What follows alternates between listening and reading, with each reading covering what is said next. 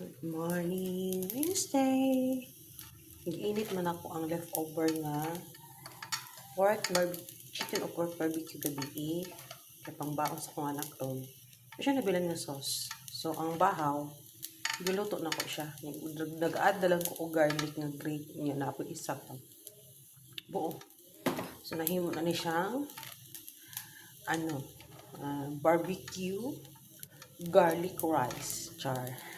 Tapos ka namin ang lasa. Sayang ang lasa. Ganahan akong anak yung mga flavored rice.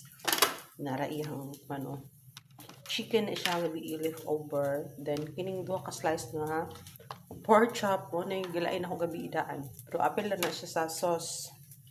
Sa barbecue for baon niya. Then, nag-prepare na po kong snacks niya. Then, yung hot chocolate. Mag-in pa kong tubig. Then, nakalunga pag yung white rice nga 1.5 cup.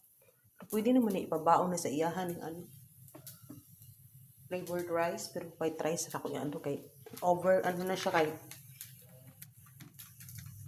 naanay lasa yan sudan, so dapat white rice ang partner sa iyang baon.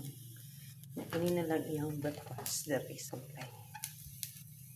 And then waiting ang tubig kay init food ko.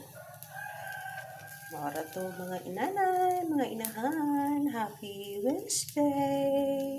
Ang pingantanan, bye-bye!